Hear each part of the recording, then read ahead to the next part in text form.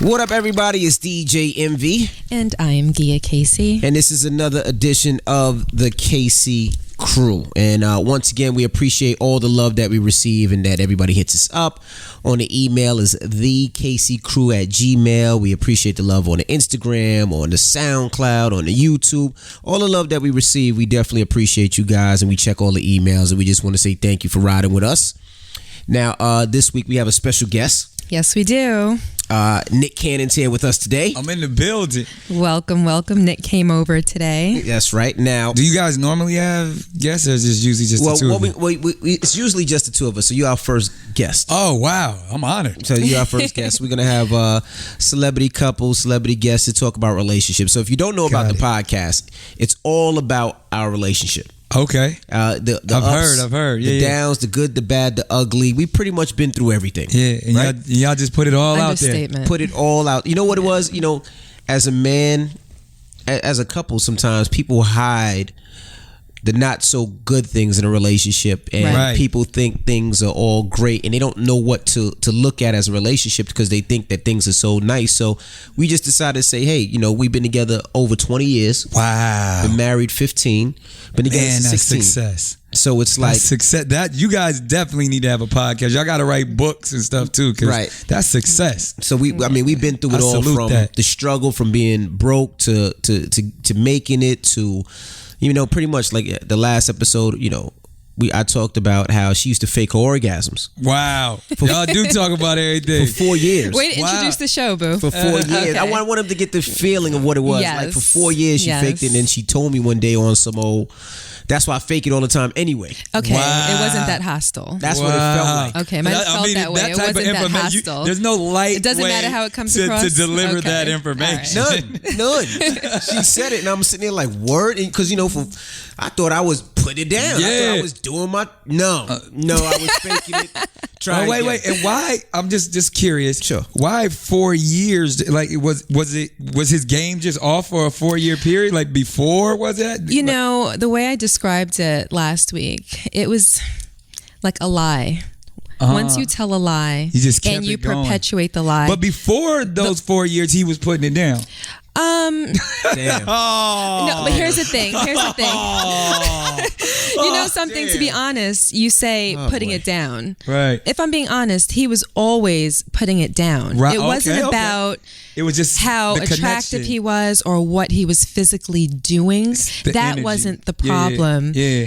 There were other problems. I felt that sexually he was selfish. Right. And I was harboring resentment. Right. Okay. So exactly. I would not go to sleep. Yeah, that makes sense though. Pretty much. No, but it's the other thing is because it, you know, when it comes to a woman's orgasm, they have to be connected with their mind and spirit and all that stuff. Exactly. So if they're thinking about something, even if they kind of pissed off at you about some shit, it's not going to do what it needs to do. So exactly, I get that. That makes sense. And we didn't have the tools at that point to rectify it. Got it. So neither of us were mature enough at that point to talk about it. I didn't feel comfortable talking about it, and I don't know if he would have been mature enough to accept, to receive it. Exactly, to accept the information.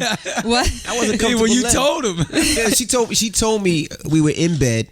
I just had nutted. Go ahead. Just nutted, and I turned over. I was like, all right, babe, good night. Yeah. She was like, good night? What do you mean good night? I'm like, I'm going to sleep. I'm tired. And that's what it came up. All right, well, I'll be faking it anyway. Whoa. It hit the ego. That was an ego shot. I think for me, it's like it reached a crescendo, and I needed that to pretty much give me the chutzpah to tell him. I needed a workup. And you know what it is too, and to talk about this for a second, not just to jump right into it, but I've been in situations where as a man, like I consider myself a pleaser.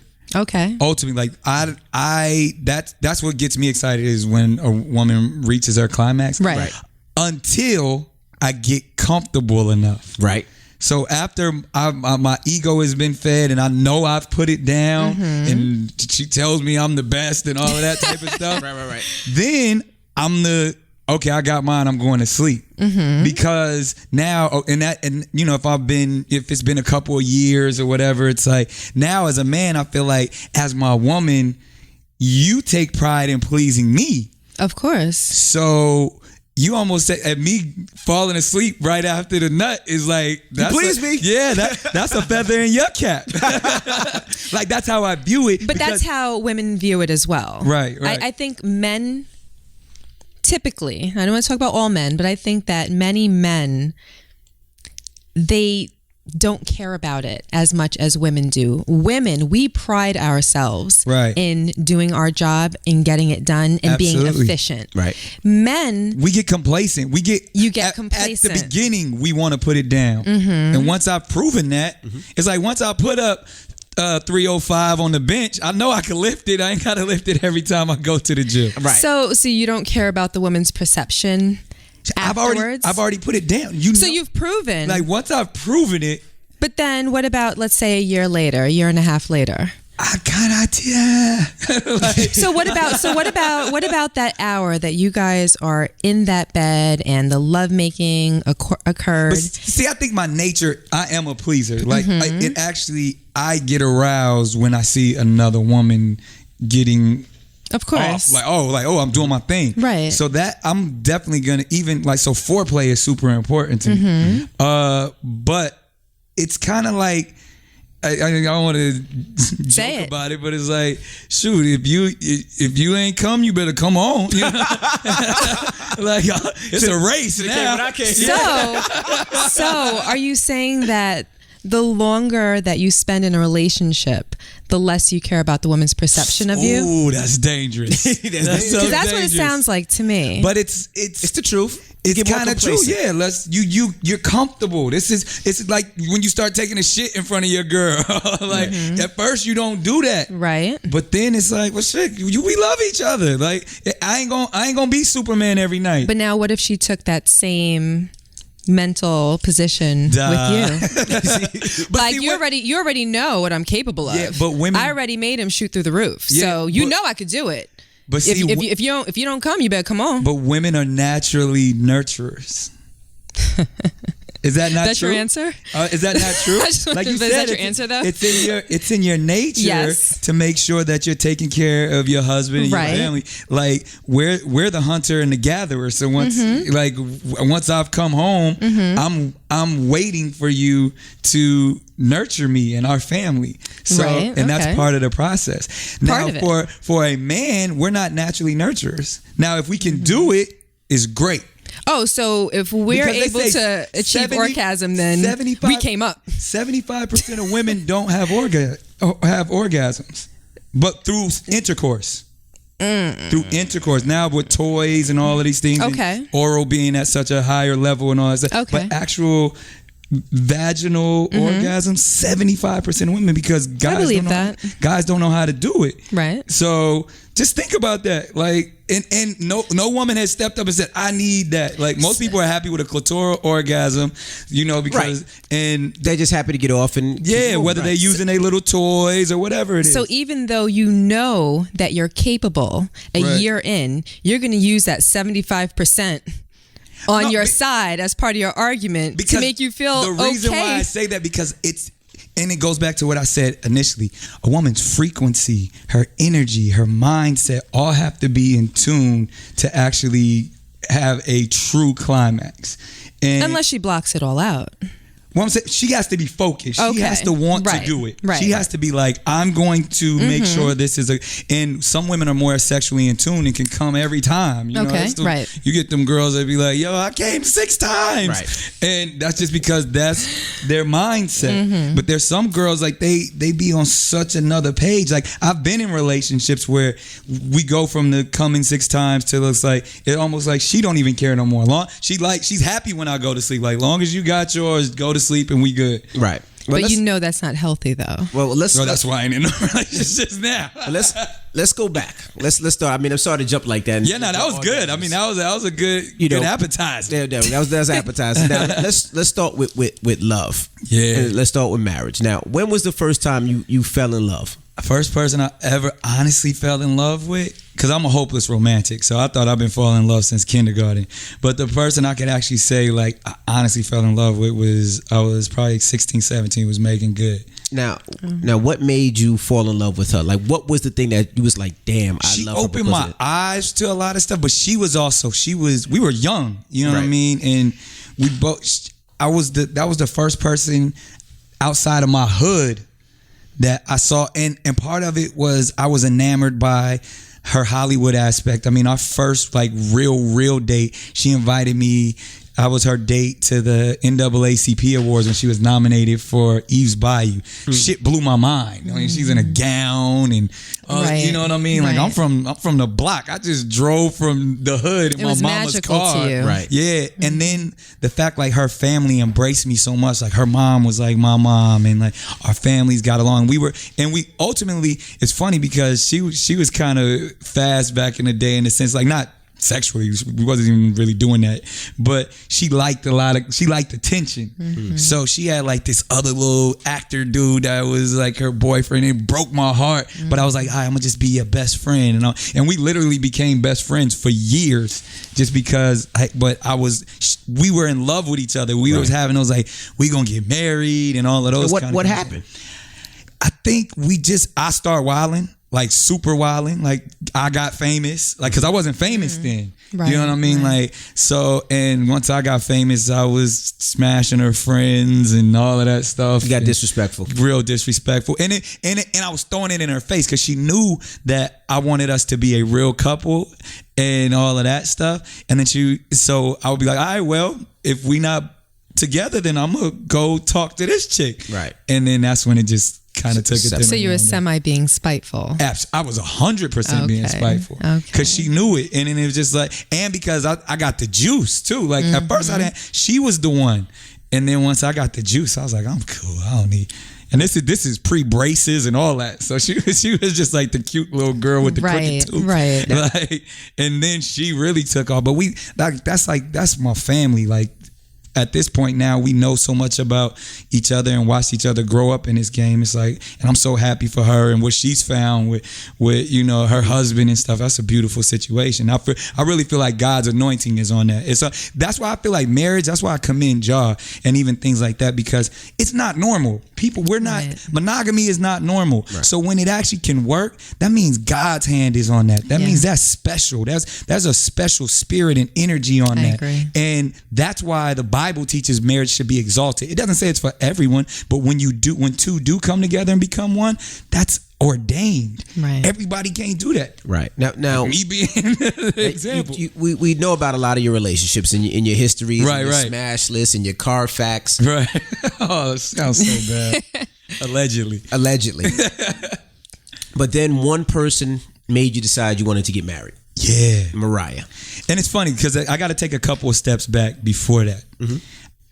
Because I'm a hopeless romantic, I've had my heart broken several times. And like I said, you had your heart broken? Listen, it seems like you broke a lot of hearts. But listen, that's why I say I started with like, whether it was Megan or even I've been engaged probably 4 times before. 4 times? 4 times? Yeah. Or just like, and probably 4 times. And I probably was able to afford a ring 3 of those times. You know what I'm saying? Did you get the rings back? I'm just curious. Yeah, I did. Well, not all of them. I got the really expensive ones back. Okay, go ahead. But so let's get to it. So when I was with Kim, right, Kim Kardashian, that went all awry, and to get that energy off of me, because I was actually fucked up about that, because a sex tape came out with my homeboy that fucked my whole shit up.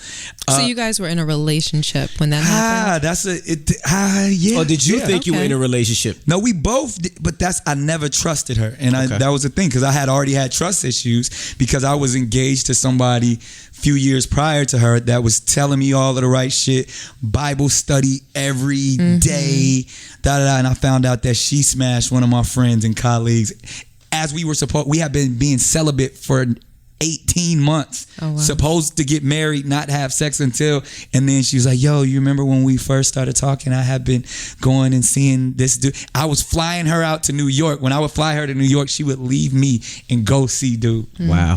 Broke my heart. I hated women from that point on. So I was a monster from there. So you didn't trust Kim because of you, not because of her. 100%. But because she had all of the same signs. I was right. My intuition was right. I shouldn't have trusted her because even with the sex tape and all that, she lied to me about all of that stuff. Okay. So I have huge trust issues. I mean, on my arm, I have trust none. Like I have, and it stems all the way back to my parents and my mother and my grandparents. You know what I mean? Being one of those people, I didn't grow up with an Orthodox family. I was a kid where it was like, "Mommy, be back," or "I'm gonna come get you," and it doesn't happen. Right. You know what I mean? I do. So those type of things still bother me. Like I don't people's word.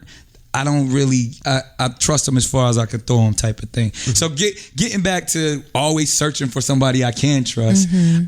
Soon after the Kim stuff, I immediately, like when I say immediately, like days after all of that comes out, I meet Salida Ebanks, who I literally go to Las Vegas, shut it down, get a suite, change my phone number. We not leaving this suite. We was there. And I don't know where the rumor came from or whatever. It's like, yo, we heard Nick Cannon eloped in Las Vegas. Yeah, I remember that. And I was like, well, that's goddamn it. Yeah, that's what it is. And and I went with that. And I was like, this is going to get all of that Kim Kardashian shit off of me. One, I was like on some... Even though it wasn't true. Even though it wasn't true, but I needed that off me. My agents everybody was upset. I was like, well, this is going to fix it. I got a Victoria's Secrets model. Right. And I ran away with her. And then through that process, she was helping me and stuff. But what I thought even with her is that this is someone, I didn't know anyone who knew her. Right. She had her own money, smart, from the Cayman Islands, beautiful, funny. I was like, I think I can marry her. I think I do love her. You know what? I'm in love with her. You know what? I'm going to propose to her. Now, wait, how long did it take? From at least, Vegas till... Because Vegas, everybody thought we were married. So we was rocking with that. Right. And then I actually really did it probably like 3 months later. Okay. 3 months. 3 months. So you thought you knew somebody in the 3 months time that you can live the rest of your life with. Shit. But again, a part of it was ego. Part of it was pain from the Kim stuff. Right. And part of it was just yearning for someone that I could be with that is gonna hold me down. And I thought she was it, and the same shit. And I figured out, it started, I was like, this is my problem. I put women on too high of a pedestal. I say you're a queen, you're an angel, you're untainted. Before they prove to you exactly. that So they're then those things. they don't share the real shit, which wouldn't bother me. I don't give a fuck about how many people you slept with and all that, or what. I just want honesty. Right. But if I go into it like, oh, you're the one, then they don't want to tell me that they're not the one. Right. So that's kind of where her and I, kind of got off to. They don't want to disappoint me. They don't want to disappoint. They don't want to make your vision of perfection imperfect. Yeah. So then they're like, well, he already looks at me that way, so I have to keep this all. But then when I find out, it's even more of a letdown. Yeah, because it's like, dang. So this is because I skipped over a bunch of stuff like the Christina Milians and all, but the same thing happens every time. So why is that happening? Because you're saying you were a good dude, you were loyal, you were down, but then I find out it's not even that. I just find out that they're not trustworthy how I want them to be. Right, and that then builds up resentment to where I'm starting to use terms like bitches ain't shit and all women are the same and all, you know what I mean? Because if it's happened time and time again, everybody's like, well, you need to get you a girl who's not in the industry. Done that same shit. You know what I mean? The girl that you think is like the quiet small town girl, and then when she do get around you, and I'm like, yo, what the fuck? Like, so it's like, to me, it's I found it to be my issue. Well, let me ask you this. the word trust. Yes. When you say that, okay, beyond the obvious, you don't want her doing anything behind your back. You want her to hold you down. Right. What else? Because there are, and I suspect that there are some of these girls who are able to do those things. No, there are. And that's why, and I've met some amazing women. Trust is way beyond just,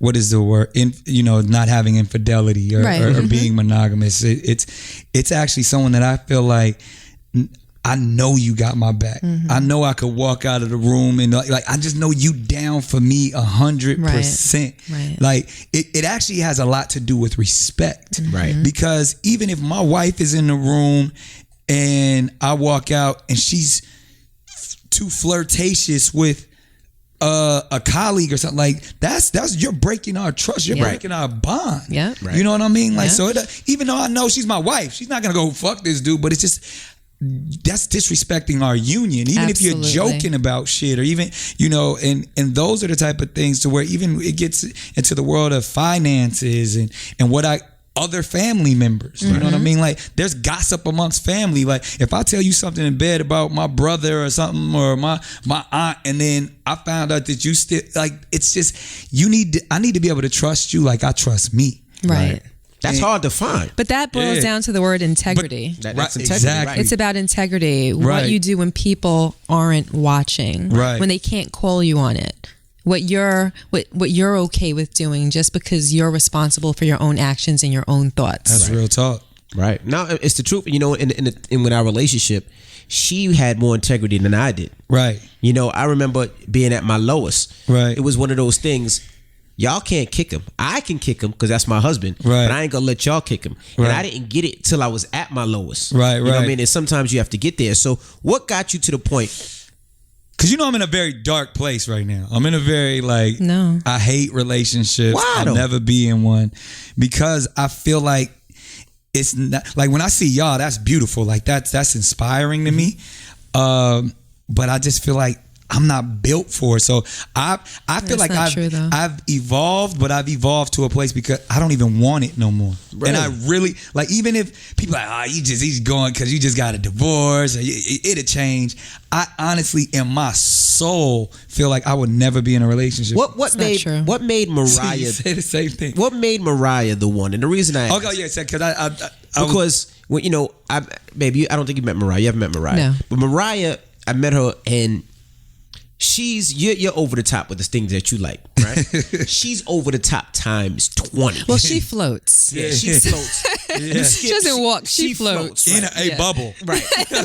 like the bubble is around her that makes her float. But you don't seem like that type of person. So what was it in Mariah that made you fall in love and say, this is the person I want to marry, and not even just marry, have kids with? Yeah, so to say that, because I know you asked that question, everything that I just shared, I shared with her.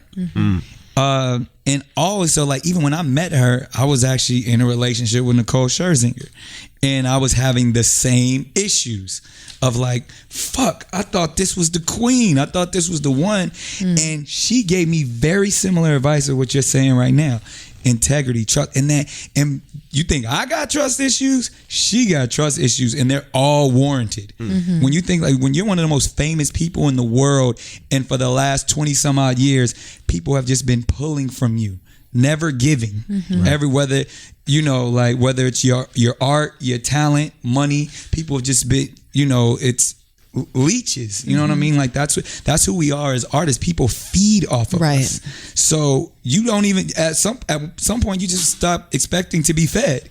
I'm the one that people feed off of. You know what I mean? I think Mike Tyson even said that. So like where he started to love leeches. He felt like I need people to take from me. That makes me feel like I'm growing. Because he was conditioned. Yeah. Right. So it's that same mentality in that sense to where she opened my eyes to that. And I was like, wow. And then we got on this spiritual conversation, which I never expected. Like, first time I sat with her and met her, because it was actually, I was supposed to direct her video and be in the video.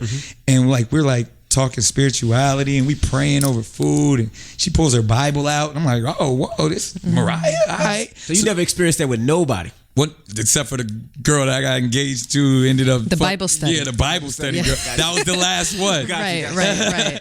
But that's very powerful. Yeah, so I can especially see because I'm how a preacher's son. Okay. So that really, like, that means something. Or at the time, that really meant something. As somebody who knew the word and all of that, I was like, yo. And, you know, she introduced me to her bishop and all of this. And I was like, yo. And then it was Mariah Carey, a woman that I had admired and was truly my dream girl since I was 12 years old. Right. You know what I mean? The Someday video with the jeans on and Vision of Love. I'm like, and then come to find out, because normally when we meet people like that, it's a disappointment. Right. This was the opposite of that. It took me to the next. I was like, she's better than I expected. So you were enamored. Yeah, funny, both hopeless romantics. We want to go to Disneyland every day. Like, we literally took her plane to Disney World the second time we met. And like we were supposed to be flying to some island. She's like, you want to stop at Disney World? Hell yeah, I want to stop at Disney World. Right. And we literally went to Disney World, got a funnel cake, one ride, got back on the plane, and flew to the island we were supposed to go to. Right. I was like, I'm in. I'm never leaving. Everything about it was magical too. Magical. Yeah. So, and I was like, yo, this is it. Like, I've been blessed to the girl I admired all of my young life is the perfect woman for me, is my perfect balance. And it is like, as over the top as she is, I brought the normalcy. Right. You know what I mean? So it was a good balance. Like, so I was actually even helping in her world, because people was like, oh, well, we can't say that to her. I was like, fuck yeah, you can say that to her. She wants you to say that shit to her. And then so I kind of brought a lot of normalcy to the situation, to the business, and to the household, to where I was like, man, we about to go to Walmart. Stop fucking around. Like, so, we going to 7-Eleven and it will work. So she was normal behind closed doors with you, but you brought the normalcy to the public persona. Exactly. Okay. So it was, and I could, like, if you notice, once I got with Mariah, she became a lot more personable. She did. She started doing more interviews. Yeah. She seemed like a real person. She started taking off them damn sunglasses all the time. Right. You know what I mean? It was like, because I'd be at the crib like, yo, they just want the regular you. They want this you that I see. Right. Like, that's the shit. People don't know that MOP is your favorite rap group. Really? You know what I mean? Like, cats don't know that she's straight from the tri-state. Like, real talk. So the fact that I was able to bring that out in her, it was good for her and it was good for me, because I learned a lot about the business and the industry, but at the same time, it was we were equally yoked. The Bible talks about being equally yoked. And about being able to walk together. And that doesn't mean you're equals. That means we balance each other. Right. And that's where it all came together. And then y'all didn't have sex. Y'all waited. We waited. You really did. That was her. I wanted to. And you agreed. Because what else am I going to do? Well, I mean, speaking to somebody who's smashed a lot, and, weren't you nervous that, if I did smash wedding night, what happened if it's not good? That's the thing. To me, it has to all be about the energy and the frequencies and the, like, you can make anything good. If it's right, if love is truly involved. Yes, I believe that. And now, even if it's, and it was amazing, but the idea of, like, just knowing a person, that is like, yo, you anticipate it. And so I think Eddie Murphy said it the best when he was on Raw, and he was like, yo, if you starving and somebody offer you some crackers, when you finally get those crackers, you're like, God damn, that's a good ass cracker. Best cracker I ever had. Yeah. Because, and that's real. Like, I waited all of that time. How much time was it? Oh, well, it wasn't that long, but it was a couple of weeks. Because we got married after, like, literally 3 weeks. Did you really? Yeah. It was I didn't know that. Strong? 3 weeks from meeting, from the day we met. 3 weeks. Oh, but it was, I mean, granted, like, but that was part of the thing. She was like, I'm not going to have sex before marriage. I was like, well, damn it, we getting married. Like, was that always her way of going about relationships? No, it's funny though, because I've heard all the rumors and stuff. Mariah is super conservative. When you think about it, her first romantic relationship on some real stuff was with her husband. Right. You know what I mean? Like, she was a young girl in the industry that married a record executive. Right. And then was put in like a glass palace.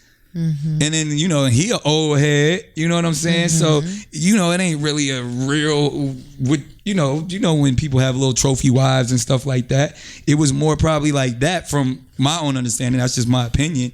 And then after that, when she left Tommy, then she had like one or two people, like she was with Derek Jeter, the Luis dude.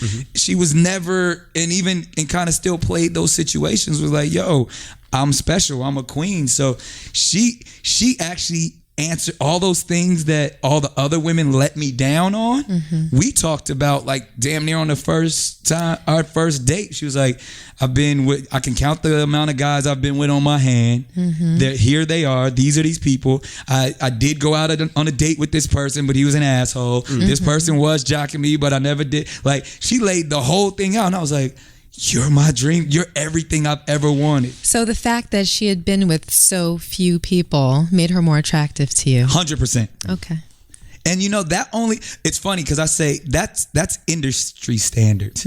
Because if I met a woman who's had a past and she grew up in North Dakota and I never would see those dudes and she slept with 100 dudes in North Dakota, I don't give a fuck. You really wouldn't care? Not it's the people that I have to engage and deal with. It's really only about the people that you run into. Yeah, 100%.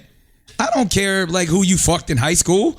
Well, maybe not high school, but as a fully warranted adult. If you're my loose, ego cannot deal with having to, if the woman that I'm in love with and consider my queen, someone else that I know. Says the guy who's probably been in rooms and knocked down 3, 4, 5 chicks in the same room. I've been that guy. So you know what you're thinking. And like, smirking like, oh, if you know what she did, yeah.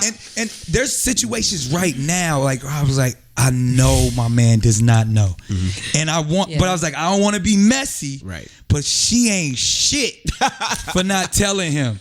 Right. You know what I mean? And he's smiling in my face and I'm like, my nigga, I want it. And that happened to me. That happened to me with Dame Dash in a situation one time. And I got at Dame. I was like, my nigga, you knew. I'm sitting here floating on clouds and shit, and you didn't tell me? Right. You was supposed to be my man. He's like, I knew you was in love. What I'm supposed to do? And I'm like, I was like, I can never put myself in that situation again. But now going back, you said that you don't care if she's been with 100 dudes. Right. But if it's my man. A woman who is, say, 32. Okay. Who's been with, say, 40 guys sexually. Do I know any of these guys? You don't know a single one of them. Okay. But there isn't a morsel of you that judges her, that says, if she's so easy and anybody could have her. So let's talk about judgment for a second. Yeah. I don't judge anyone. Because one, I ain't shit. So I'm not. He can't judge. Yeah, I can't judge. You talk about his hit list, he cannot judge. I can't judge. I'm a whore. So I have no right to, as two humans sitting across from each other. My sins are no greater. Your sins are no greater. That's a good point of view. So now let's get to it. Like a stripper. I love strippers because at least whatever their lifestyle is, and some of them are exactly what we think they are. Some of them are, hey, I'm trying to work my way through college on that. But the ones that are about that life, I so respect that because I feel like at least she's honest, open, and she's about her paper. Or she's upfront and honest, right? Yeah, or she's sexually liberated. Like I love Amber Rose is amazing. Like Rihanna, Madonna, those women, I salute them. Because they own it. They own it. See, the only thing with them is, and I get it and I salute them, but I think it's hard when they're role models. Why? Because what winds up happening is you have a little girl. I do. And she says, oh my gosh, I love Rihanna. I want to be just like Rihanna. Or I want to be but just she has like such Amber. an amazing mother that she knows there's a balance. Actually, I agree with that. But I in can this situation, respect Rihanna, but I want to be like mommy. Okay. I think that just because you're in the public eye doesn't mean that you automatically take on the role as a role model. That's real. If someone decides to look at you as their personal role model, that's on them. But there's so many parents out there that are not moms, and these but kids. that's not a celebrity's problem.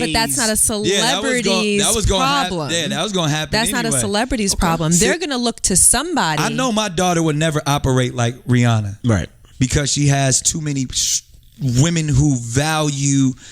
Like, even if she feels like she wants to be sexually liberated and she goes and wilds out in college and stuff, it's always going to go back to mommy was like no sex before marriage. Right. That's embedded in her mind. Her mother has lived that life. Right. So she's going to know there's a moral code, there's a moral DNA that she's been brought up underneath. So even if she has a moment, she will revert back to like, I value myself because of this. Doesn't make it right or wrong. Okay. You know what I mean? There's but this is the moral code that her mother established. Mm-hmm. So I commend, like, that's what I don't know what Rihanna and Amber and all of those type of women, their moral code is. I know they're good people. I know them personally. They just like to have sex. Right. And nowadays these girls think like, yo, if guys can do it, why can't I do it?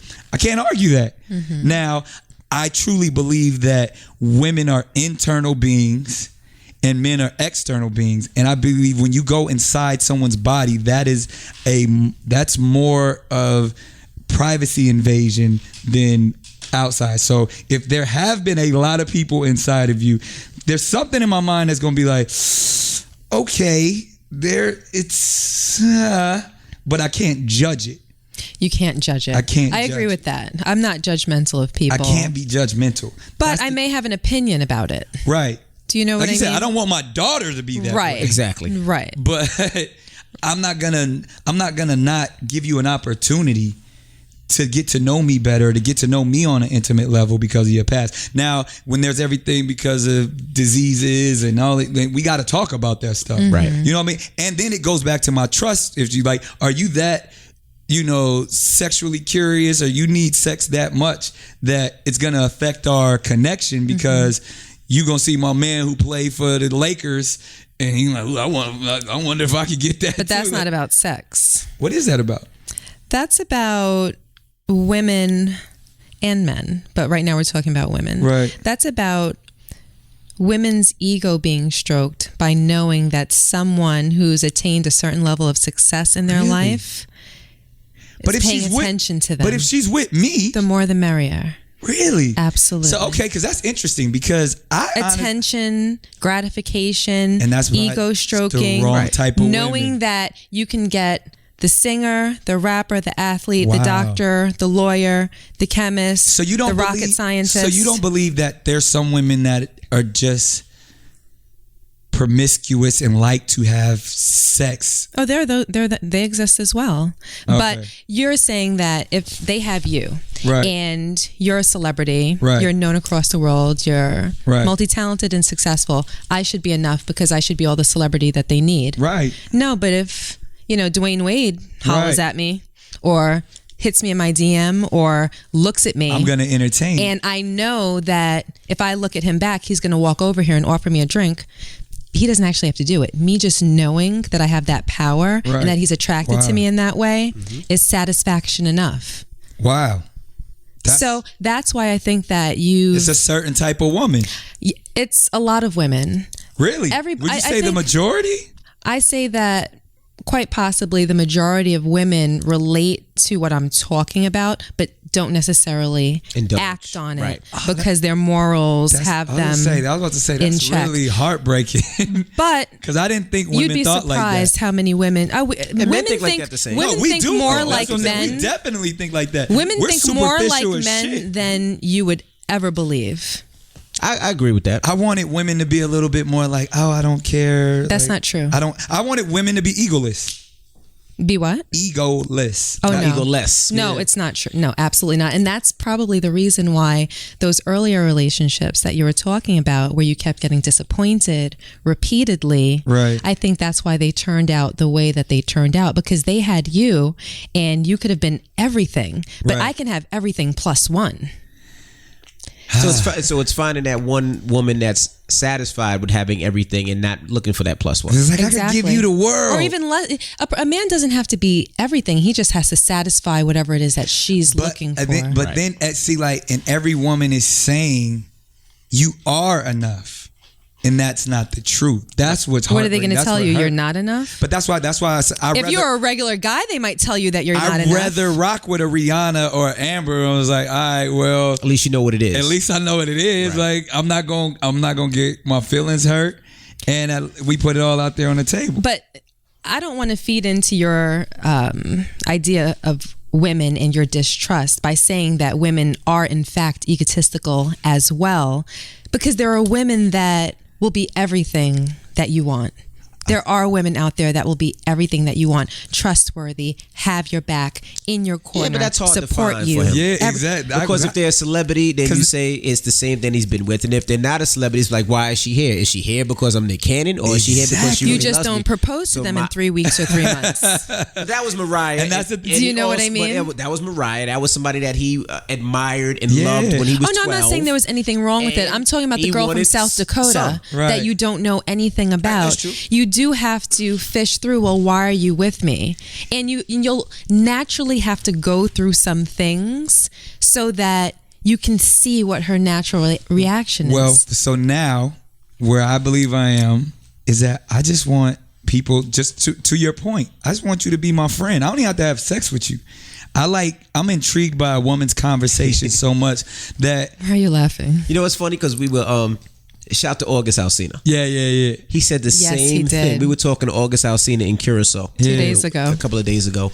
And he said the same thing. He says, I'm at a point where I just want to be these ladies' friends. Yeah. He says, I'm not looking for sex. I just want somebody that I want to get to know you. Know you and vibe with. I say that's my people. I want one. Yeah, when I text you, you hit back like that's the same. I want to have a conversation. Yeah, like I don't want nothing from you. You could don't think I'm out here chasing, trying to slide in your DMs like all these other dudes. I just want to be. But it took you a time to get there. Yeah, and because I've had so much that it's not like I don't even. That doesn't really stimulate me. A strong conversation, a time where I don't feel like somebody's judging me, or like where I could feel like, yo, I just enjoy that person's company. It's because for a person your position now, that's harder to find than the sex. Yeah. Meanwhile, before, the sex was like the treasure. You know, that was the thing that men worked towards because it was so difficult to get. Now it's so easy. I'm in and a readily different city available. every night. It's harder to find girls conversation. waiting,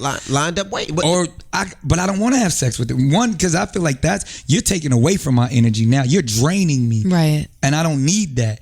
I need someone to help build me up. Mm-hmm. Someone who can feed into me. Mm-hmm. That's what I'm looking for. And sex doesn't do that. Now let me ask you this. A lot of women always hit us up and ask this. How long do you wait before you have sex with a man? Like what? Like, is there a moment? Is there a time? Is there a time to get to know somebody? How long until you say I respect this person? Because you said I'm in this different city every night, and I want to talk to you. Yeah. I want to have a conversation. So you don't want it. Well, you don't want a one night stand. Yeah, I've done that. I did the whole smashing every groupie and all of that stuff when teens and early 20s, and.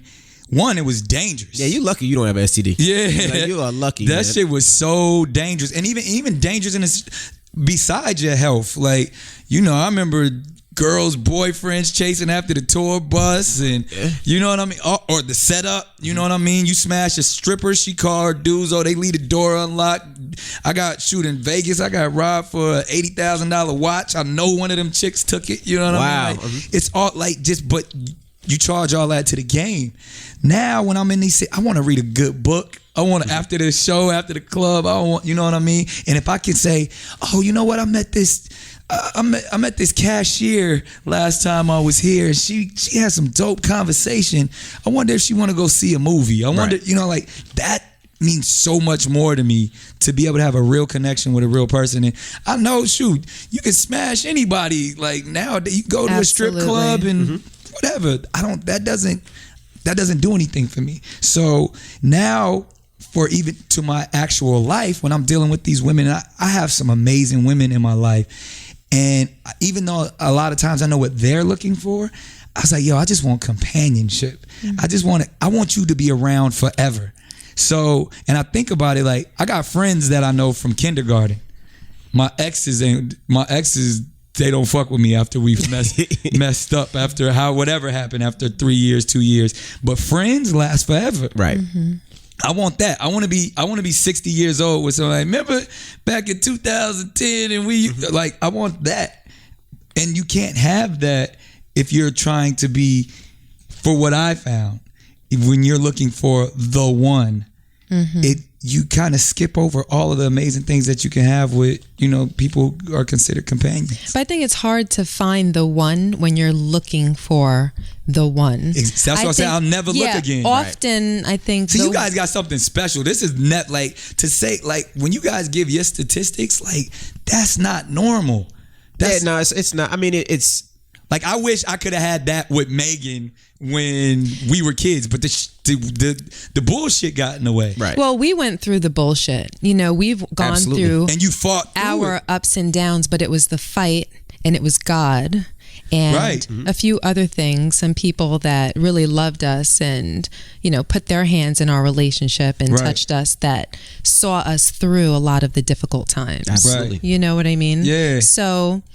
Now, you're talking about, the trust and the loyalty and everything. Are you a loyal person? What is your definition of loyal? Do you give what it is that you want from the women that have let you down? Everything that you said earlier. What did he say earlier? He said integrity. He said... So I believe you can... So, because let's get down to the brass tacks of it again. Monogamy isn't natural. I believe that. So we'll start there. As humans, so my wife has said before that if she had a penis, she'd be knocking everything off. That's what I'm saying. my wife has said that before. So when you talk about well, maybe not now, but I think if I were a man, I definitely would have gone through, especially like that stage. Testosterone. We're hunters and gatherers. We're on the prowl. It's the chase. Yeah. So I've come to a place with myself. I've accepted that I'm even in this actually during my marriage, because I was faithful during my marriage, 100%. I can stand firm in that, but I can't say that I wasn't looking and admiring. It's like I can admire someone else's Ferrari, but if I know I got a Rolls Royce at the crib, I don't want to drive their Ferrari. I just like, yo, that's a nice ass Ferrari, right? But I'm about to go sit in this, Corniche or this drop head or this Ghost at the crib. Right. So I took it in that sense to where loyalty isn't about, it's almost loyalty and faithfulness are two completely different things. Right. You know what I mean? I do. Because I know people who are faithful that aren't loyal. Right. You know what I'm saying? I do. So loyal is to be able to, and it gets back to that trust, to where this person has my back in like I can't even explain it. It's like loyal is when, because most people are loyal to a point because they need something from you, and when the need ends, the loyalty ends. Right. Absolutely. You know what I'm saying? Yeah, that's so true. So and I've experienced that so much in my life, from employees to partners to all of that. So loyalty, I hold at such a high regard that's the number one thing for me, because I, as a man, don't need anything from anyone at the state that I am in my life. So my loyalty there's no strings attached to it. So if you can get my loyalty, I hold that at a higher level than someone else's. And that's what actually worked with Mariah, because she was on the same level. Right. She didn't have to be loyal to me. She didn't need to be loyal. I bet you if Mariah came up to me and said some wild shit like, you know what, yeah, we gonna get married and anything, but I'm gonna have this little thing over here, I'm gonna be like, man, all right. You know what I'm saying? Because she's at that level in her life, she can kind of arrange her dominoes the way she wants to. So, and I feel like I can at the same time. So if we both make a conscious decision that we're going to be loyal to each other because at our core, our two spirits want to be this with each other, absolutely. It's true. I can offer that. I don't know if I should be offering that to people. But you're capable. So these 100%. relationships that you're talking about, you were giving what you wanted. I gave 100% to Mariah. So with that, and that's what I wanted to say. Then what happened? Because you guys were loyal. You were into the Bible and into God, into holding it down, and it seems like everything was there. I would say dark forces, without getting too deep into outside it. people. Dark forces. No. And I wouldn't even. I don't want to blank because I always say I never wrestle against flesh and blood, but it's principalities. And I truly believe that's it speaks in that. I think that's is that Jeremiah Ecclesiastics that has that verse of like the spiritual warfare aspect of it is so real. Yes. The principalities that come against greatness. Right. You know what I mean? With the things that God has anointed, evil spirits will always attack. Absolutely. From one way or another. That's why Devil's Advocate is one of my favorite movies with Al Pacino and Keanu Reeves, because he goes through this whole thing when he figures out his pops is the devil and stuff and thinks he's beat it, and then the devil comes again on a whole nother sin and plays to it. So I seen that type of stuff happen for real in my life, to where people didn't want to see us happy. You know what I mean? And it actually had nothing to do with her, had nothing to do with myself, but it's like little things that fester, just turn it. Gotcha. And then what happens when you have children, those things become heightened. And when you start to see it affect your children, you have to be mature enough to step up and say, all right, we got to do what's best for these kids. Because if we allow our egos, if we allow our teams, if we allow this system in which we've built to break down and affect our children, and we look up 15 years from now and they mad at us, they hate us, and they have a horrible life because of how we interacted with each other, then we failed, and we can't do that. So there was no other way to hold that union? Because that's what a lot of people say. They get to a point in a relationship where they don't know if they should get a divorce or not. And they're saying that the easy way out a lot of times is to get a divorce. If we would have ended up having strong resentment, and I don't like to use the word hate, but we would have got to a dark place towards each other if we would have kept doing what we were doing, because it was a lot of manipulation going on and shit that I just don't stand for as a man. And it's just like, I'm not gonna let y'all play me, you know what I mean, for Who's the benefit, the teams, the system, you know what I mean, like the people around, lawyers, management, you know what I mean, like, and ultimately it's because they respect and exalt their boss so much that I gotta be the enemy, right? You know what I'm saying? She's right. Because she's never to them. She's always right. I'm calling you on your bullshit. Right. And so then it's like, well, only Nick can get her to do this. Well, only Nick. So why don't they? And then it start mixing our household with business, which I never wanted to do. Right. And then one thing, I'm never taking a dime from Mariah. And that's the thing. Even like the dumbass stuff that TMZ is talking about, like I don't know where that shit came from. Like I've always had my own money. At times, a lot more than what people think, you know what I mean? To where a Mariah Carey would even rock with me, you know what I'm saying? Like, but I always downplayed it because it wasn't about that. I was trying to be ego-less, you know what I'm saying? To be like, it's not even about that. But when people are attacking you as if like, oh, you're the boy toy, or oh, you don't matter, and it's like, that type of stuff started to eat at me and even affected my health. And even my doctor started to tell me when it came to my lupus, like, it's because you hold all this stuff in. Lupus is a stress-driven disease. Right. You find yourself in a hospital every couple of months because you're holding all this stuff in and harboring all of this instead of living your life how you should. Are you saying that there was some level of a hierarchy that was being 100% imposed on your marriage? I was trying to operate within it, but it was killing me. I see. It was literally killing me, and I had to step away. So if fame wasn't a part of your marriage, do you think that the two of you would still be married? Yeah, I mean, I'll never stop loving her. Like, that's especially for what she did for me. And that's my children. Let's start there, with my children. And those are the greatest gifts anyone can ever receive. But then, like, I always felt like she held me down in times when I did need her, even like for my health. And it's like when others, because I'm telling you, I'm sure people were always in her ear, like, he's here for this reason. And when you're a person like that, paranoia and manipulation, people play on that. You're right. They want to tell you he's here for the wrong reason. He just wants your money. He wants this, or why would this? And like, never asked you for a dime.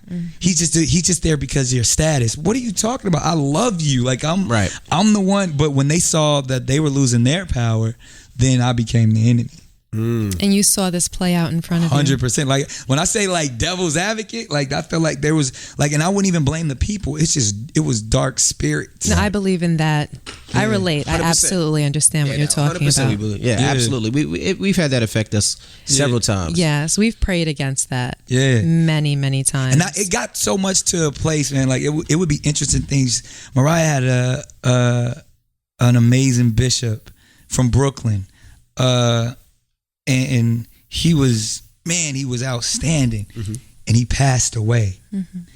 And I remember I even, spoke at his funeral and everything, and I felt the energy just shift and change. Like he was really praying for us hard. He married us, you know what I mean? Like he believed that we would sit with him, and when he died, it was kind of like the shift. He was like part of the glue. Yeah, and it was like, damn.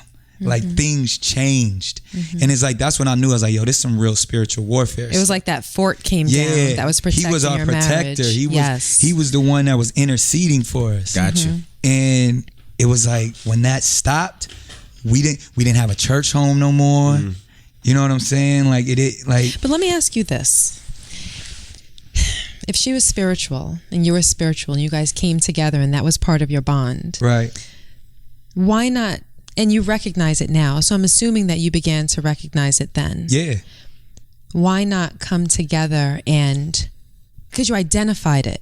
Like with us, it got to a point where we identified it. Right. And we literally had to link up and say, no, that's not going to destroy us. Right. That's not going to make our house crumble. That's not going to affect us. We're on the inside. They're on the outside. The devil's on the outside. 100%. The negative energy is on the outside. Right. And we prayed and we prayed and we prayed. And that was part of the reason why we were able to come through. So if you identified it, why did you let it defeat your marriage? I think because everyone has to be on that same page, and true, like that spiritual journey, when you're taking that equally yoked walk, one can't be in front of the other. Right. And I felt like once too many other forces, too many other ideas got into play that altered our walk. I can say myself, honestly, I got to a place where I don't feel like praying with you tonight. You know what I mean? I was upset. You know what I mean? Like I don't feel like you respect me. You know what I mean? My ego got in the way. You listening to all of those people. You know what I mean? And so even if it was the smallest thing, and a lot of it started like, because even our value system and everything with our children started to raise its head. My thing is like, I always wanted my kids to be as normal as possible. So I want my kids to go to a public school. That could be an extreme when she wants them to be tutored. So that's something that everybody has to talk about their children's education. Right. But if I feel like, yo, I want my kids to be normal, I don't want them to be in no bubble like you. If I say something like that, that's an attack. That is an attack. You know what I'm saying? And I was wrong for saying things. And especially like when you're at that situation at that time, right? You know what I'm saying? And then, or vice versa, it's like, or you want them to do this because you want them to be like your dad or whatever. Right. You know what I mean? Right. Like, it's like, hey, like, and it started, instead of us trying to reach a place where ultimately we want what's best for our children. You know what I mean? We both want the same thing. Let's figure out how to get there. But you hear that all the time, right? You hear that, people are splitting, they divorce, and they say they want what's best for the children, but usually it never happens. It's usually egos that really affects the kids. So how do you guys, and this will help a lot of people out there, how do you guys co-parent? Because you guys seem like you co-parent cool. Like, it seems like y'all trick or treat with each other. It seems like Thanksgiving. y'all do Christmas and Thanksgiving with each other. So how do y'all co-parent and everything is still good? That's me. I just try to approach it from a egoless standpoint. What if I was in rock and roll shoes, how would I want to see my mommy and daddy interact? And to where the environment is peaceful. And I could get to see my dad as much as I want to see him. I get to see my mom as much as I want to see her. That's all. I'm thinking like, yo, if I was a kid, how would I want this to work? And so I always used to say, even during the marriage, I was like, yo, when Mariah turns hers on, I'll turn mine off.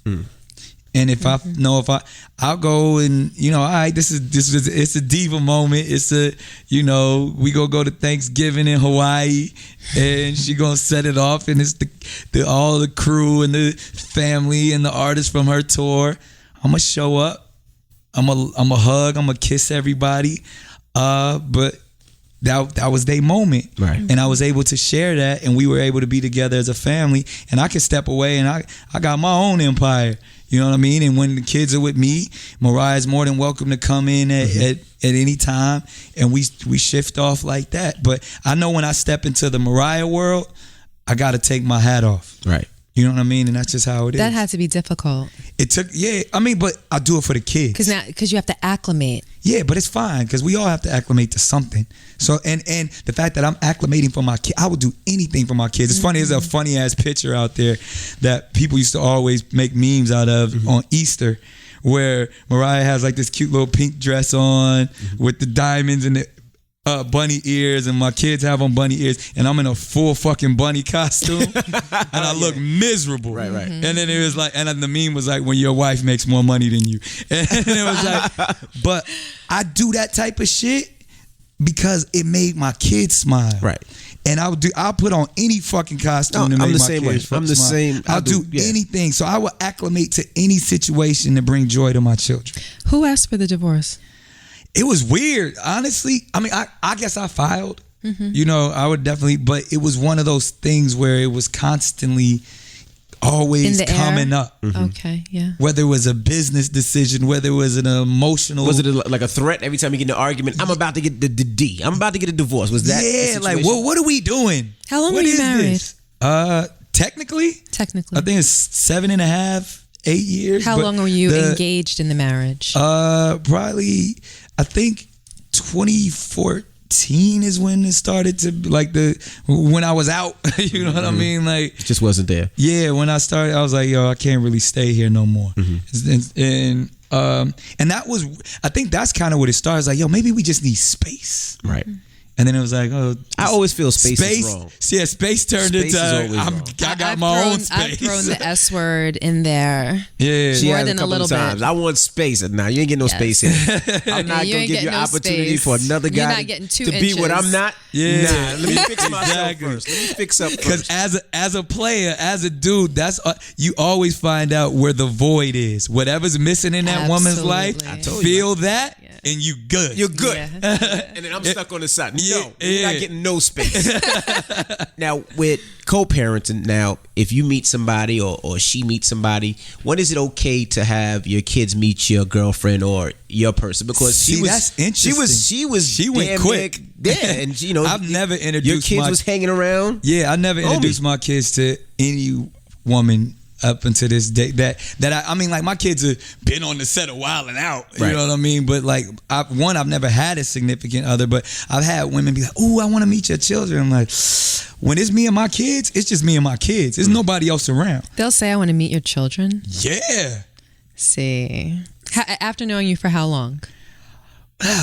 I mean, once they fall in, like, whether it's a month, they think they're crazy. Yeah, wanting to meet your kids after a month. Yeah, that's crazy. Really? Absolutely. Yeah, she shouldn't even ask. If you offer and say, you know what, let's go and spend the day at the park with my kids. Let's set up a picnic. She should say no. It's too soon. A month? Yeah, that's if I were single, I wouldn't want to meet a man's children probably till about maybe a year in. Really? Yeah, I would want to know that we were in love and we were striving for something greater, like having a future before I met his children or before I would even think about allowing him to meet my children. Wow.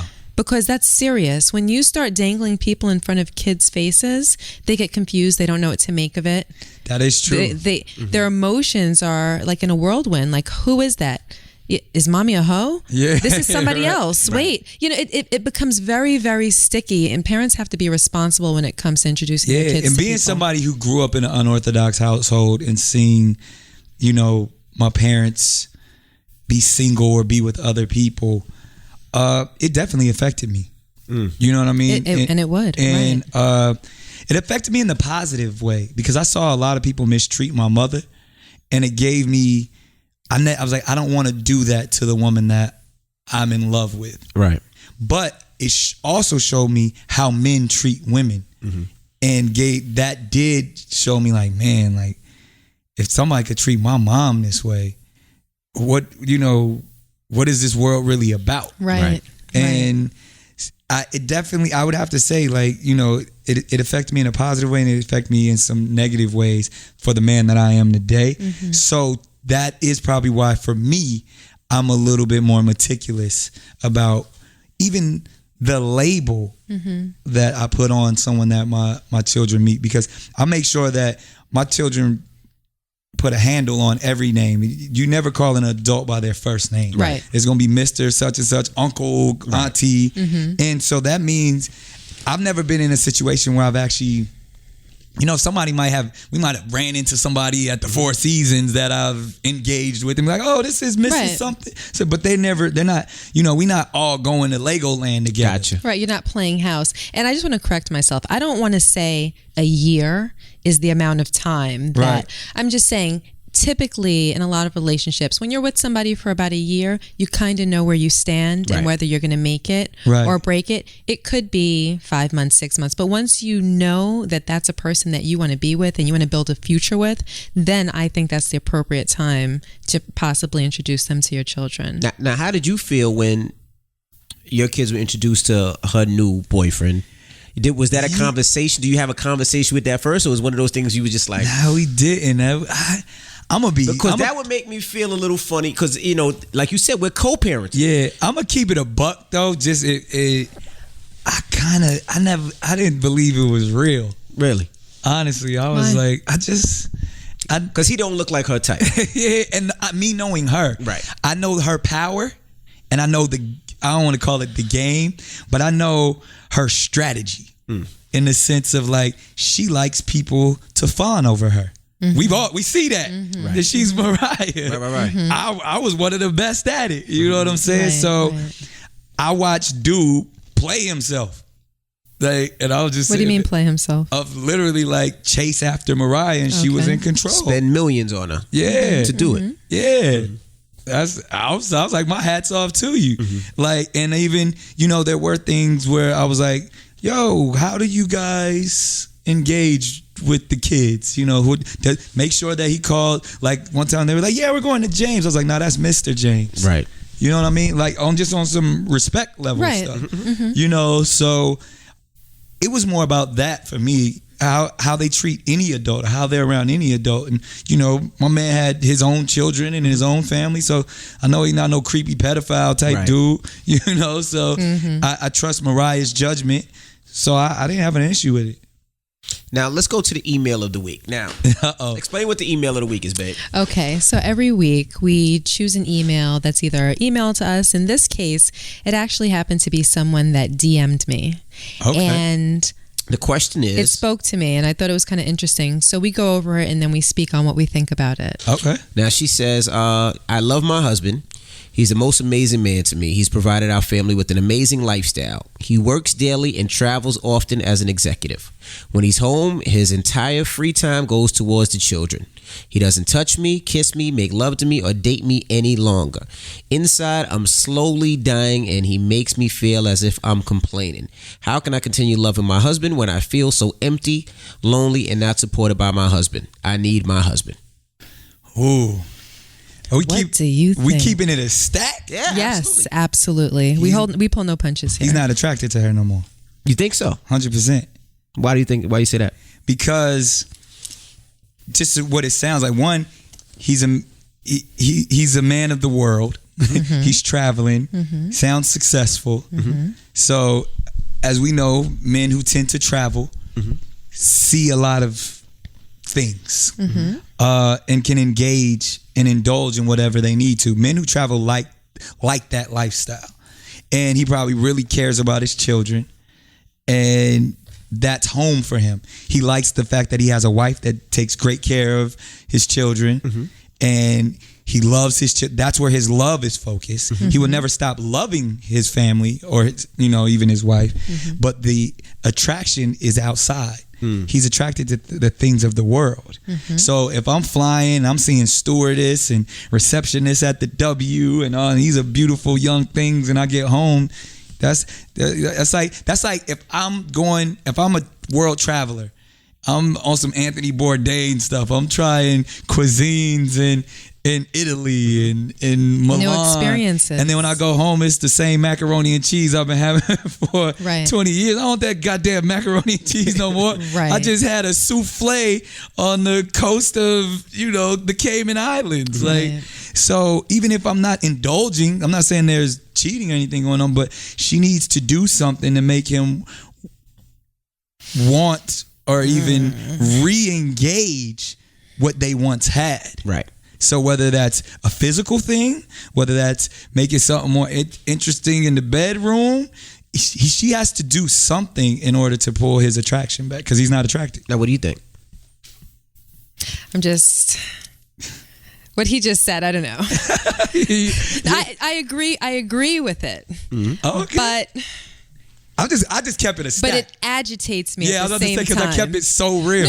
No. But that's what we do. So I agree. I absolutely think that if he's coming home and he's playing with the kids and doing things with the kids until it's time to go to sleep, and then he's too tired, then he goes to sleep, and she's sitting there like, so we just never even had a sexual relationship, huh?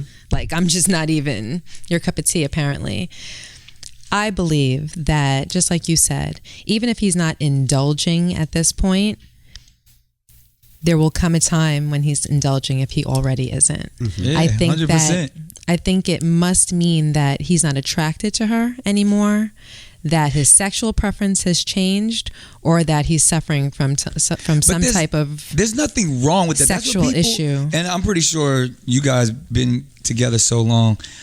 There's levels of love to me, and the Bible teaches it. The Quran teaches it. It even goes all the way back to Greek when you think about the definition of, like, if you look up the Hebrew word for love, it's 3 definitions.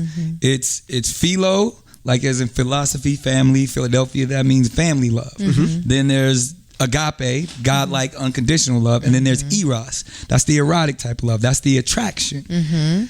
To me, you can't build anything off of eros because it comes and goes. It's an emotion. Right. You know what I mean? Sometimes you into it, sometimes you're not. Right. The important is the unconditional and the family love. Right. To have all 3 is complete love. So attraction is going to come and go. There's going to be some times where somebody in the relationship going to be fat. And you're like, I ain't trying to pick their fat ass up tonight. You know what I mean? I don't want their fat ass all on top of me. Right. You can then go to the gym, get all of that fat off you, and be like, God damn, that's my baby. You know what I mean? Or you could do something. It could be something to where the attitude changes to where, like, damn, I was unattracted to you for like 2 years because you was stank. Right. But you did something. And you took that stank attitude and turned it into something that I actually was drawn to again. Right. Eros comes and goes. Right. So that doesn't have to end your relationship. You just got to figure that out. See, but I think it's different. I think a lot of times, especially men who work a lot, Right. they forget who their women are. Meaning they work so hard and they've been with this girl so long, they feel like, oh, she's fine. She's okay. Got her.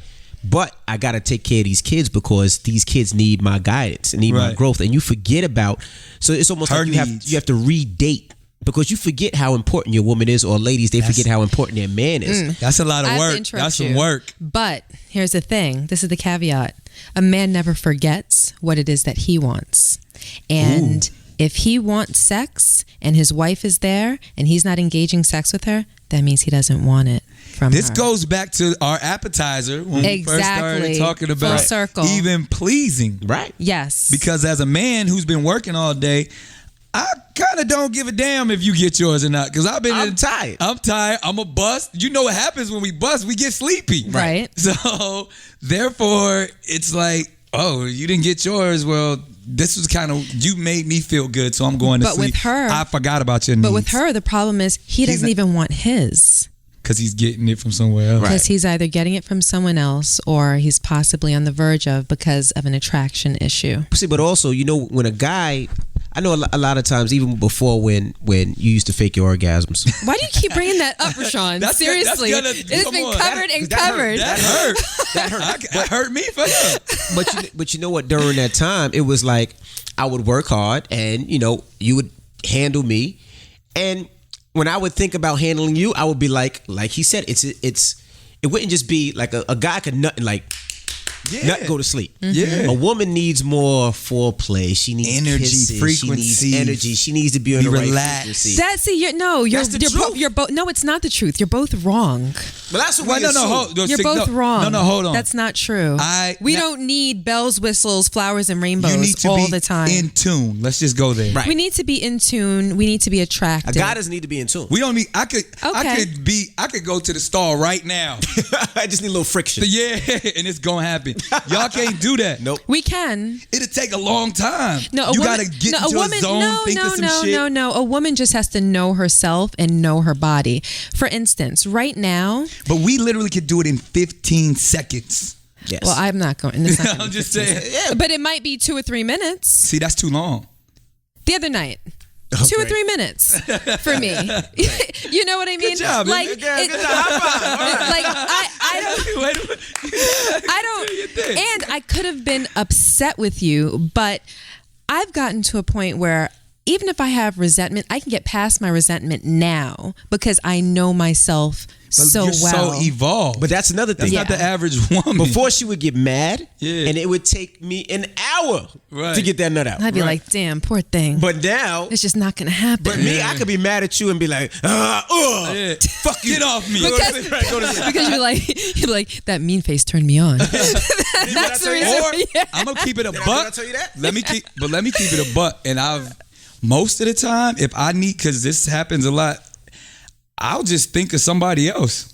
Yeah. I'll close my eyes, bury my face in the. Well, you say yeah. In the pillow. I mean, women do it too. What you mean, yeah? But Rashawn, women do it too. Right. I was just like, I'm gonna think. And you'd be a damn liar if you told me you never thought about another woman while we were having sex. I've never. You're a damn liar. Wow. Come on. What do you think about other guys? It's getting Come on. uncomfortable. Rashawn, no, let's be real. guys? I'm sure that we've both thought of other people. Don't say we both have. Yes, Wow. no. I think Was you it just Maxwell? both. Was it Maxwell? Wow. Wow. No, We're never going to another match. No, all I'm saying is that people aren't honest in relationships. See, but for me, you want to keep it's like people want to keep this perfect idea of their mate, and they want their mate to keep a perfect idea of them. Oh no, I would never do that. I would never think that. I would never. Come on. But see, let's be real. When you're mad, it turns me on more. I know. Oh, well, that mad sex is good it's sex. mad, like even like because it makes me like makeup sex. Take this shit. Take this shit. Okay, Rashawn. But that, okay, come on. Now, but seriously, that's dude. like the other day we were having a conversation and it was kind of on a frosty line, right? Frosty, I don't know what that means. It was kind of sticky. The conversation was sticky. What's the first thing I did? I reached down there and I felt a little wetness and I said, "Oh, this is it." And I forgot about what we was arguing about. That was yesterday. Oh, that was yesterday.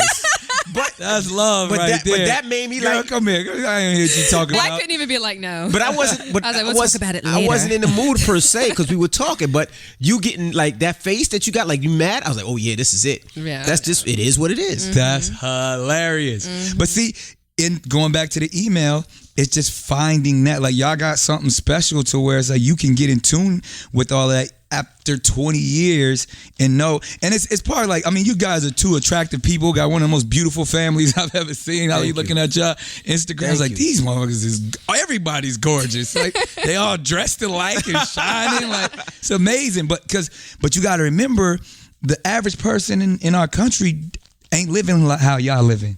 You know what I mean? It's tough. They can't get to the gym. You know what I mean? They ain't got the makeup artist or the fly. You know what I mean? Like y'all when y'all see each other, y'all look fly. Y'all look better than the average people. Most people don't have that. But it's more than that too. Like I used to have a problem where I didn't think I was attractive enough for her. See, because, she can eat like a pig. She could go right now. We can have a steak, a lobster tail, and shrimp. She don't work out. Right. When I go work out in the gym, she goes there with ice cream and watches me. Wow. So when I gained a little weight, I didn't feel sexy enough for her. So you didn't want to have sex at all? I didn't feel attractive enough to have sex. I felt like I wasn't in that position, in that place. So I had to get myself on a point where I was working out, where I felt on her scale. That makes wanted sense. to have sex, but it wasn't the same. Nah, because I mean, I've been that way too. Like, especially because I'm an egomaniac, especially when it comes to that. Like, again, I'm a pleaser. I want to put it down. I want you to go tell your friends about me. Like, I'm that dude. Right. So if the six pack ain't right, or if I feel like I can't, that's gonna affect me. Like, I want to be able to pick you up and take you around the room, and you know what I mean. Yeah, like, if I can't do that, then I'm like, turn off the lights, get in the covers. I'm gonna get this off real quick and get off me. You know what I mean? Because I don't feel right about myself. Right. Well, that's universal. The sexier a person feels in the bedroom, the better they perform. Right. You know, if a woman feels like her breasts are perky and her skin is smooth and her tush is tight, she's going to give you the best time. But if she feels insecure and, you know, she wants the lights off, she wants the covers covering her at this angle, or, you know, she only wants to be on the bottom because she doesn't like the full view that the man might have on top, it's going to affect her satisfaction and the man's satisfaction. And I think that probably plays into the 75% that you were talking about. Who never because get there's so many women that are uncomfortable with themselves, more so their physical aspects, that it disables them from enjoying sex completely because they're not in tune. They're not thinking about how good this feels or that look on his face or the way he just moaned in your ear. They're thinking about, oh my gosh, this cellulite, or what is he looking? Why is he doing that? What's he looking at? Oh wait, and they're analyzing every little thing, and it takes away from the whole experience. So they're not focusing on They're not focusing, because you really do have to focus. Like when we make love, I'm thinking about every motion, every stroke, every touch, every breath, every sound, everything. See, that's what I was talking about. When women they pay attention to those things that gets them to that place. Because that's pleasure. All of those things is part of your pleasure. And if you're thinking about other things and your mind is somewhere else, whether it be your body or resentment or anything, it takes away from you being able to connect with that person and really feel what's going on. 100%. You know? Well, we appreciate you joining us, man. No, what we appreciate is your honesty. Yeah, your honesty. Because you could have been here, but you didn't really have to put it all out there the way that you did. I'm an open book. Like, he said that you were going to be an open book. And I'm like, how much of an open book can he be? I said, is there anything off the table, anything that he's not going to want to talk about that we should stay away from? Or and what did I tell you? He was like, he's an open book. He's here for it. He's going to talk about everything. And I'm shocked. I'm just sitting here letting you talk like, wow. Yeah, well, I hope we help some people out there. I mean, we that's what it's all so many about. different things, man. We talked about all the things with our relationships, good, bad, and ugly. And people can see that everything is not perfect, but we just really, really, really work hard to make this work. And we're gonna continue. I commend you. You guys, it's really, you could tell it's anointed. And keep going. Keep fighting that good fight. Oh, we might call you for some help sometime. I might need some help. I might like, yo, Nick, I need some help. Come talk to my wife. I got you. Well, we appreciate you for joining us. And also pick up Nick Cannon's mixtape right now. It's called The Gospel of Ike Turner. The Gospel of Ike Turner. My side of the story. Gucci Mane, K. Michelle, Quavo. Yeah. Who else is on there? Christina Milian. Keke Palmer. And my wife has a little Jamaican in her. So King of the Dance Hall. He did a movie called King of the Dance Hall. Yeah, Beanie Man, Kamani Marley. It's gonna be dope. Can I get an invite to the premiere? Absolutely. We're gonna do a New York premiere. You guys are definitely invited. All right. Sounds good. Well, I'm DJ Envy. I'm Gia Casey. And that was the Casey Crew.